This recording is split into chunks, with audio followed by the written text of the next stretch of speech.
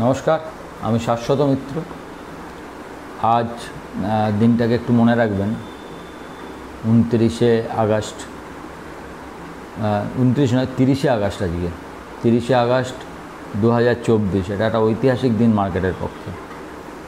আপনি বলবেন কেন, কি নতুন নিফটি লাইফ হাইতে বন্ধ করেছে? সে তো রোজই করছে, আজকেও লাইফ হাই, আজকেও নতুন লাইফ হাই করেছে ইন্টারডেতে এবং লাইফ হাইতে বন্ধও করেছে। সেটা কি শুধুমাত্র ঐতিহাসিক দিনের কারণ? না। আমি যবে থেকে মোটামুটি মার্কেটে আছি, হতে পারে হয়তো দু একবার মিস করেছি, কিন্তু মনে পড়ছে না কবে 12 দিন টানা নিফটি আপনার পজিটিভ বন্ধ হয়েছে। প্রায় 5.5%, 5.5%-এর জার্নি 24,000 থেকে 25,000, 24,000 নয় 23,900 থেকে 25,000-এ এই টানা 12 দিন নিফটি পজিটিভে বন্ধ করলো। এর আগে 2007 সালে টানা 11 দিন বন্ধ করেছিল এবং সেখানে এই টানা 11 দিনে 16% মার্কেট বেড়েছিল।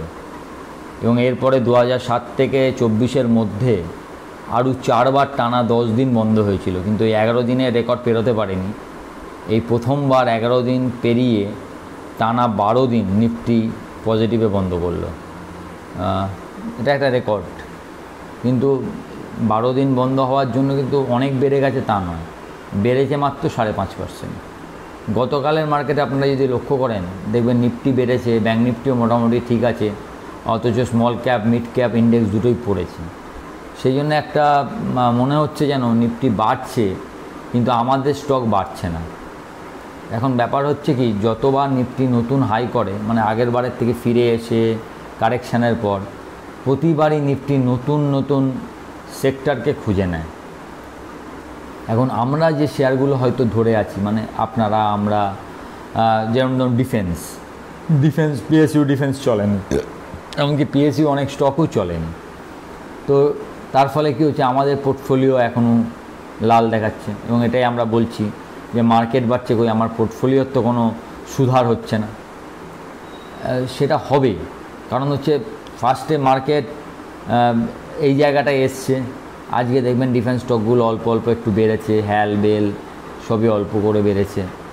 এরপরে হয়তো ডিফেন্স স্টকগুলো পরবর্তীকালে চলতে পারে। তবে কেউ যদি মনে করে থাকেন যে 23 সালে যেরকম বেড়েছিল মার্কেট, আপনি যাই ধরেছেন তাই বেড়েছে, তাতেই পয়সা পেয়েছেন, যা কিছু করেছেন, মিউচুয়াল ফান্ডই 40% রিটার্ন দিয়েছে, মিড ক্যাপ ফান্ডগুলো 40-50% করে রিটার্ন দিয়েছে। সেই চলাটা আমার মনে হয় না দেখা যাবে বলে। এইটা অনেক চুজি মার্কেট। এখানে আপনাকে স্টক পিক আপ করতে হবে, আপনাকে জানতে হবে কোন স্টকগুলো নিলে চলবে, ভ্যালুয়েশন দেখতে হবে, এবং এত কিছু করার পর নিলেও যে একবারে চলবে তা নয়। তাও মার্কেটে কিন্তু অনেক ভালো খবর আছে। আপনি যদি ওয়ার্ল্ড মার্কেটের দিকে তাকিয়ে দেখেন, কালকে এনভিডিয়ার মোটামুটি ভালো রেজাল্ট নয়, সেই রেজাল্ট সত্ত্বেও ন্যাসড্যাক পড়েছে হয়তো, কিন্তু ডাও প্রায় 250-300 পয়েন্ট ওপরে বন্ধ হয়েছে, যদিও মাঝে 450 পয়েন্ট উঠে গেছিলো, 600 ছুঁয়েছিল আজকে। কদিন আগেই আপনাদের বলছিলাম, আপনারাও বলছিলেন, মানে আপনাদের বলেছিলাম যে রিসেশন ওরা করছে, কিন্তু মার্কেটে রিসেশনের কোনো গন্ধ নেই। মার্কেট রিসেশনকে সাধারণত, আমাদের তো ফরওয়ার্ড ট্রেডিং মার্কেট, আমরা সাধারণত এই যে বলে না, শিকারি বেড়ালের মতো আগে গন্ধ শুকে নেয় যে কোন দিকে যেতে পারে অর্থনীতি হবার পর কোনো দিন মার্কেট চেঞ্জ হয় না, বা ঘটনা ঘটার পর হয় না। বহুবার আপনাদের এই কথাটা বলেছি। সবচেয়ে বড় উদাহরণ কোভিড। যেদিন থেকে লকডাউন শুরু হয়েছিল, আপনার মনে আছে, 25শে মার্চ, 26শে মার্চ মার্কেট সব থেকে লো করেছে, তারপর থেকে মার্কেট উঠেছে। পুরো লকডাউনে মার্কেট বেড়েছে, লোকে পয়সা কামিয়েছে, কিন্তু তার আগে মার্কেট পড়েছে 12,000 থেকে 7,500-এ নেমেছে। তো market it's a forward trading, যা আসবে সেটা আগে থেকে আন্দাজ করে। তো যদি সত্যি করে রিসেশন আসে, তাহলে হয়তো দেখবেন ডিসেম্বর জানুয়ারির দিকে মার্কেট হয়তো সেটা দেখাবে। আপনারাই অনেকে বলছেন যে রিসেশনের, যেহেতু বহু কোম্পানি, এটা সত্যি, জব নিজেদের এমপ্লয়িকে ছাঁটাই করছে, এরকম নানা রকম টুকটাক খবর। প্লাস হচ্ছে আমেরিকার, আমরা দেখেছিলেন যে 43টা ব্যাংকের যে স্ট্রেস টেস্ট হয়েছিল, তার মধ্যে অন্তত 23টা ব্যাংক ভালনারেবল ছিল বলে তখন বলা হয়েছিল। তো সেইগুলো আর পরবর্তীকালে কি হয়েছে আমরা কেউ নিউজ জানি না, এটা হয়তো আমরা পরবর্তীকালে বুঝবো। এবং টানা এই টাইমটা ইন্টারেস্ট রেট তো আপেই আছে, কমেনি তো। তো এই ব্যাপারগুলো হয়তো পরে হয়তো এফেক্ট করবে, আমার জানা নেই কখন করবে, কিন্তু আপাতত মার্কেট যথেষ্ট স্ট্রং দেখাচ্ছে। আমার দেশে আপনি যদি আমাদের ইন্ডিয়ার কথাই বলেন, দুটো খুব বাজে খবরকে আমরা চোখেই মানে কোনো পাত্তাই দিন। পরবর্তীকালে যে 4% কারেকশান হয়েছে 25,000 থেকে 23,800, সে তো আমরা পেরিয়ে এলাম আবার। কিন্তু যে ধরনের কারেকশান যে কোনো লোক ভেবেছিল যে ইলেকশন রেজাল্ট বা বাজেট কোনোটাই তো ভালো হয়নি, কিন্তু আমরা পাত্তা দিই, আমরা উঠছি। এবং তার যথেষ্ট কারণ আছে। ডোমেস্টিক যা কিছু আপনি কালকে হয়তো দেখে থাকবেন যে বড় বড় রেটিং সংস্থা ভারতের যে জিডিপির পূর্বাভাস সবই বাড়িয়েছে, ইনফ্লেশন কমিয়েছে। জিডিপি পূর্বাভাস বাড়ছে, ইনফ্লেশন কমছে, মানে ডবল ভালো খবর, দোনো হাত মে লাড্ডু যাকে বলে। তো এইগুলো সব আসছে মার্কেটে।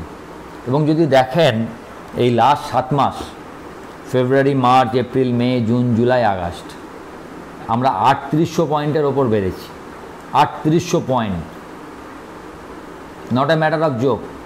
7 মাসের মধ্যে 3800 পয়েন্ট বেড়েছি এবং মাত্র একটা মাস নেগেটিভ ছিলাম, তাও মনে হয় 100 পয়েন্টের কাছাকাছি, 80 পয়েন্ট বা 100 পয়েন্ট, 82 পয়েন্ট এরকম কিছু হবে। বাকি সব মাস আমরা বেড়েছি, মানে যদি অন অ্যান অ্যাভারেজ ধরেন তাহলে প্রায় 2%, 2.5% করে 500-600 পয়েন্ট করে 7 মাস ধরে বেড়েছি আমরা। মানে স্লো বাট স্টেডি মার্কেট বাড়ছে, কিন্তু তার মধ্যে কোনো এরম ব্যাপার নেই যে একটা কি বলবো বাবেল হয়ে গেছে, ফোর্থ হয়ে গেছে, আপনি ভয় লাগবে যে কি হচ্ছে, কেন এরম হলো, এরম কিছু নেই। আস্তে আস্তে।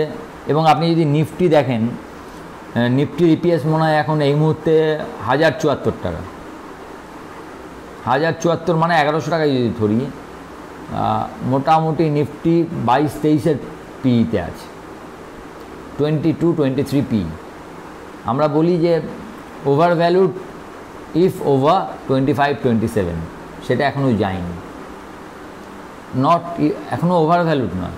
এবং নিফটিতে আরও 2-3টে স্টক আছে যারা যে কোনো প্যারামিটারে এখনও আন্ডার ভ্যালু। যেরকম একটা ওএনজিসি, আপনি যে কোনো প্যারামিটার ইন্ট্রিনসিক ভ্যালু হিসাব করুন, কোনোটাই 450 টাকা কমে আসবে না ইন্ট্রিনসিক ভ্যালু অনুযায়ী। মার্কেট কি ভ্যালু দেবে সেটাই শেষ কথা, সেটা নিয়ে বলছি না। আমরা যে প্যারামিটারগুলোকে নিয়ে মার্কেট ভাবি যে হ্যাঁ এটা ওভার ভ্যালুড হয়ে গেছে, এই হয়ে গেছে, হয়নি। এখনও অনেক নিফটি স্টক, অনেক ভালো স্টক 8, 10, 15, 20 পিইতে রয়েছে। এই নয় যে সব স্টকই 80-100 হয়ে গেছে। এইখানে কেনবার সময় আপনাকে একটু খেয়াল রাখতে হবে কোন স্টক কিনছি, তার রেজাল্টগুলো কীরকম ছিল, আগামী রেজাল্টটা কী আশা করা যাচ্ছে, এবং সে কী ভ্যালুয়েশানে রয়েছে। যদি দেখা যায় খুব স্ট্রেচ ভ্যালুয়েশানে রয়েছে, তাহলে সেই স্টকে আপনি হাত লাগাবেন না। কারণ এই যে বললাম, এটা চুজি মার্কেট, এখানে সব স্টক বাড়বে না, এখানে আপনাকে স্টক পিক করতে হবে। 23 সালটা ছিল যে কোনো লোকের জন্য, আপনি যা ধরেছেন তাই বেড়েছে। আপনি আজকে ধরার বদলে কালকে ধরলে আরও বেশি দামে কিনতে হয়েছে, আর কালকে বেচার বদলে তার পরের দিন বেরলে আরও বেশি দাম পেয়েছেন। মানে ওটা আপনার কিছু জানার দরকার ছিল না, আপনাকে জ্ঞানী গুণী কিচ্ছু হতে হয়নি, যা ধরেছেন তাতেই লাভ হয়েছে। But this market is specific market, এখানে ওইভাবে হবে না এবং ওই স্পিডেও বাড়বে না।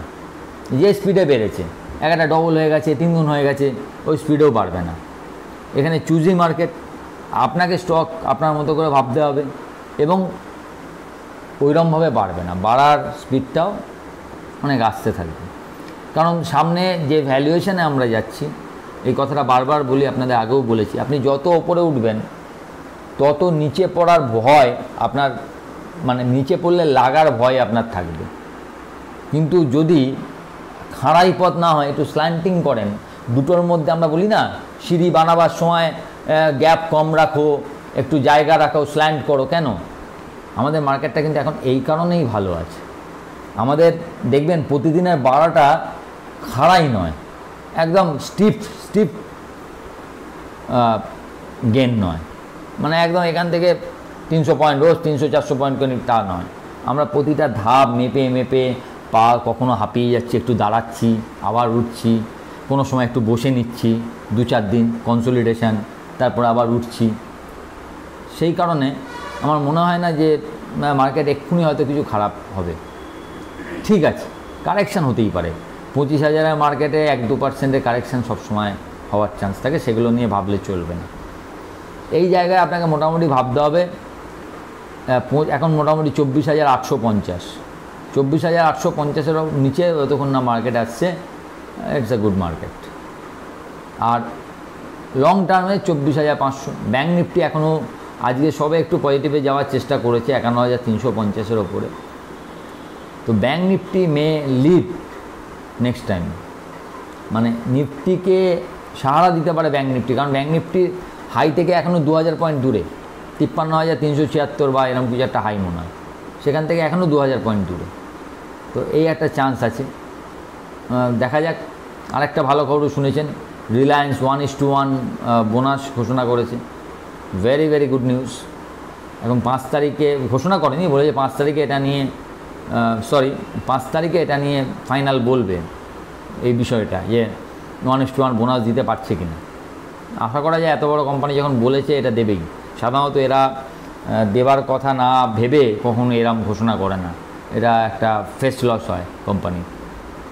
তো এটা একটা ভালো ট্রেড হতে পারে। 3,010 কোটি টাকা যাচ্ছে রিলায়েন্স, ফর বোনাস অনলি 3,200-3,250-কে টার্গেট করে আপনি রিলায়েন্স কিনতে পারেন। খুব একটা খারাপ ট্রেড হবে বলে আমার মনে হয় না। 200 টাকা মানে 5 থেকে 7% আপসাইডের জন্য জবে ডেট দেয়, যেটা আপনার ওদের কাট অফ ডেট থাকবে, এক্স ডেট যাকে বলে, সেই ডেট অনুযায়ী একটা ট্রেড, সোজা ট্রেড হতে পারে। ব্যাঙ্ক নিফটি যদি সত্যি করে ভালো হয়, যেটা আমি ভাবছি, সেক্ষেত্রে SBI ব্ল্যাক হর্স, কারণ SBI একদম বাড়েনি, একই জায়গার মধ্যে কনসলিডেট করছে, 800 টাকার নিচে একটা স্টপ দিয়ে ওপরে 860-880। কিন্তু এখানে একটা যদি আছে, যদি ব্যাঙ্ক নিফটি 51,000-এর ওপরে স্টেবল হয়, স্টেবললি থাকে, 51,000 ভেঙে গেলে এই ট্রেডটা কোনো কাজে দেবে না। এই দুটো ট্রেড মোটামুটি বড় শেয়ারে রয়েছে। ছোট মধ্যে আপনি দেখেছেন বেদান্ত বলেছে যে 2 তারিখ ওরা চিন্তা করছে যে ওরা ডিভিডেন্ড দিতে পারে কিনা। বেদান্তর যদি ডিভিডেন্ড আসে এবং যেহেতু মেটালগুলো একটু ঘুরেছে, সেক্ষেত্রে বেদান্ত এখান থেকে 485, 480, 85, 90 যেতে পারে যদি ডিভিডেন্ড ভালো ঘোষণা করে। আমি জানি না কি করবে, সাধারণত দেখা যাক, সেইগুলোর জন্য আপনি ভাবতে পারেন। আরটা সবথেকে বড় আজকে ব্যাপার হচ্ছে, সেটা হচ্ছে চিনি স্টকগুলো, সুগার স্টকগুলো। ইথানলকে অন্য কাজে ব্যবহার করার উপরে যে নিষেধাজ্ঞা ছিল, সেটা গভর্নমেন্ট তুলে নিয়েছে, ফলে চিনি স্টকগুলো আবার একটু নতুন করে জেগে উঠতে পারে। তো প্রাজ, EID প্যারি, ধামপুর সুগার, এগুলো, বলরামপুর চিনি অলরেডি আজকে বেড়েছে, আরও একটু বাড়বার জায়গা আছে। যাই হোক, এই হচ্ছে মার্কেটের অবস্থা। মার্কেট খুব একটা খারাপ নেই, কিন্তু এটুকু মনে রাখবেন, 12 দিন টানা বেড়েছে, 2-1 দিনে একটু কষান রাখতে হবে, মানে সামান্য কিছু কারেকশান হলেও হতে পারে, খুব স্বাভাবিক এটা। টানা 12 দিন বাড়লে 1-2 দিন যদি পড়েও থাকে, যদি মার্কেট একটু রেস্ট নেয়, কারো কিছু বলার নেই। আপনারা ভালো থাকবেন, উইকেন্ডটা ভালো করে কাটাবেন। আমার ভিডিওটা ভালো লাগলে একটু লাইক শেয়ার করবেন, আর যারা প্রথমবার দেখছেন কাইন্ডলি সাবস্ক্রাইব করবেন এবং আমার টেলিগ্রাম চ্যানেলের সঙ্গে যুক্ত থাকবেন। নমস্কার।